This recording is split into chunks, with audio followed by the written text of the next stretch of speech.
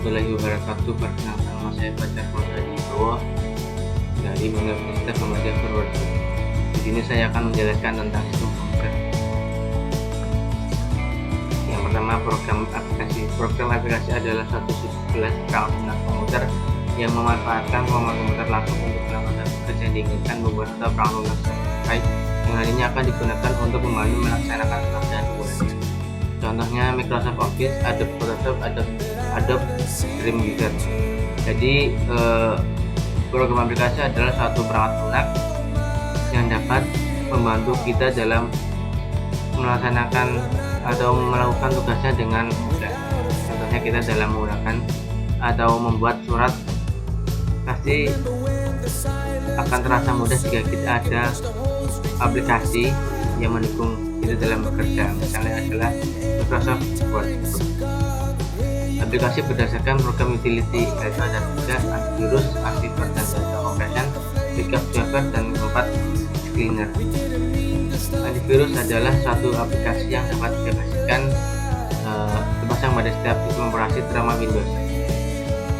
Antivirus akan sangat beresiko tinggi jika sistem operasi tidak ada adanya sistem atau tidak ada adanya antivirus. Contohnya perangkat lunak antivirus diantaranya ada antivirus, Kaspersky, Avira, MacApp, dan masih banyak lainnya.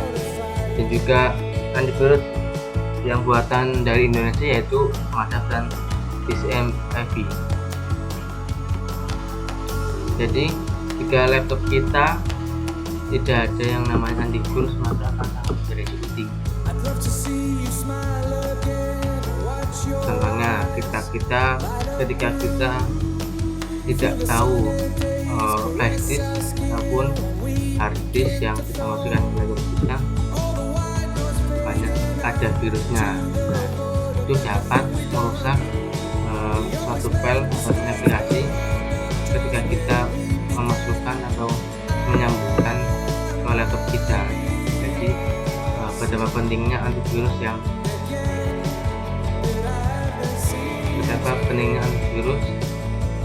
bagi laptop kita ataupun komputer. Yang kedua yaitu archiver dan data compression.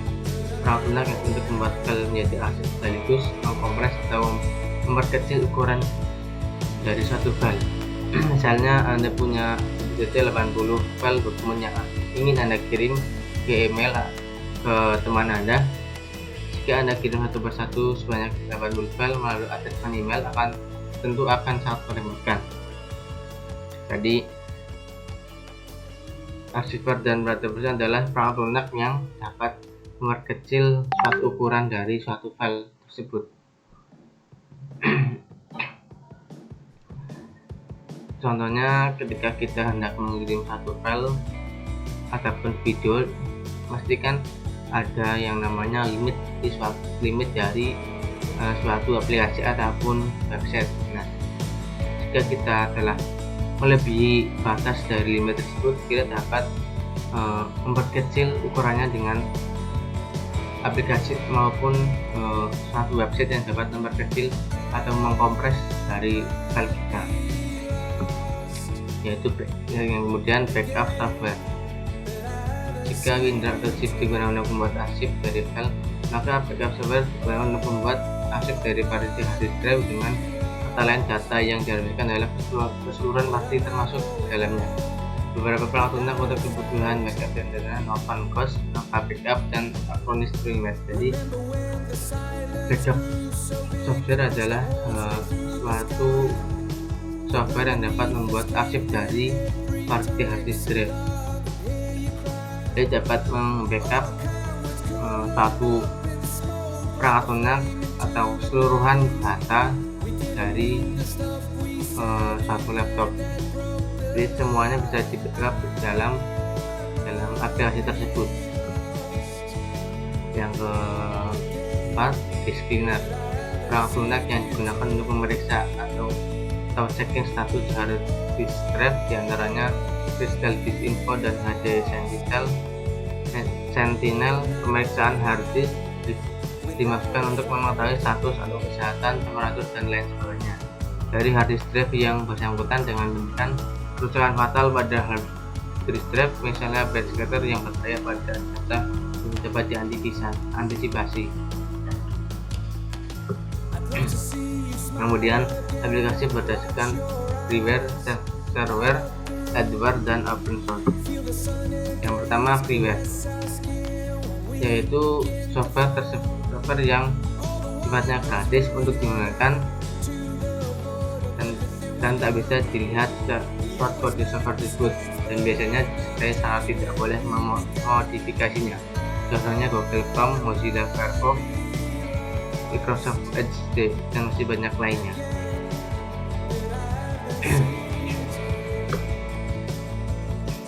Jadi freeware adalah suatu software yang dapat kita gunakan sampai kapanpun, tapi kita tidak bisa melihat source code pada software tersebut. Kita bisa menggunakannya kapanpun, tapi tidak bisa merubahnya ataupun mencoba merubah dari aplikasi tersebut. Dan kemudian shareware, artinya software tersebut dapat didownload dan digunakan pengguna hanya untuk dicoba. Jika pengguna merasa softwarenya bagus, maka diharuskan membeli. Contohnya WinRAR, CorelDRAW, Nero 7, ITM, atau Avast. Nah, itu adalah aplikasi ataupun perangkat lunak yang dapat didownload, namun harus membayar ataupun membeli jika kita hendak menggunakannya secara lama. Sebut saja seperti dalam contoh ada IDM, yaitu Internet Downloader Manager. Jadi itu hanya dapat digunakan 7 hari atau berapa hari itu. Jadi jika kita hendak menggunakannya secara terus-menerus, maka kita harus membelinya dengan harga yang telah disediakan oleh perangkat tersebut. Dan itu adalah penjelasan dari shareware. Kemudian adware, artinya software tersebut gratis, tetapi ada iklan yang muncul ketika software tersebut dijalankan. Iklan dapat muncul baik pada saat start atau muncul di sela-sela pemakaiannya. Contohnya Babylon, OpenCandy, dan lain-lain. Jadi adware adalah software ataupun satu website yang dapat digunakan, tetapi ketika kita hendak menjalankannya kita harus menontonnya iklan. Misalnya dalam suatu HP itu ada suatu aplikasi, jika kita hendak menggunakannya atau menjalankannya, kita biasanya pada awal muncul kita terdapat yang namanya iklan. Nah, iklan itu kenapa ada iklan? Ya karena aplikasi tersebut dapat digunakan. Kalau tidak ada iklannya, harus kita beli atau kita berlangganan dengan aplikasi tersebut. Jika kita ingin hilang ataupun tidak ada iklannya, kita harus berlangganan dengan aplikasi tersebut. Maka adware itu adalah satu, dapat disimpulkan bahwa software yang dapat di-download ataupun digunakan, tapi harus menonton iklannya ataupun ada iklannya. Dan jika kita hendak menghilangkannya, kita harus berlangganan ataupun membayarnya. Yang keempat, open source, yang artinya software yang source code-nya dibuka ke publik. Anda bisa memodifikasi dan mendistribusikan atau mempublikasikan source code hasil modifikasi dengan syarat-syarat tertentu, misalnya dengan tetap mempertahankan nama software tersebut. Contohnya Mozilla Thunderbird, Linux, GNU Debugger, Vim, Gedit, FreeBSD, NetBSD, dan OpenBSD. Jadi aplikasi open source adalah satu software yang dapat dimodifikasi atau didistribusikan oleh penggunanya. tapi dilarang atau menghilangkan nama dari server tersebut. Mungkin sekian yang dapat saya sampaikan, kurang lebihnya saya mohon maaf. Saya akhiri. Assalamualaikum warahmatullahi wabarakatuh.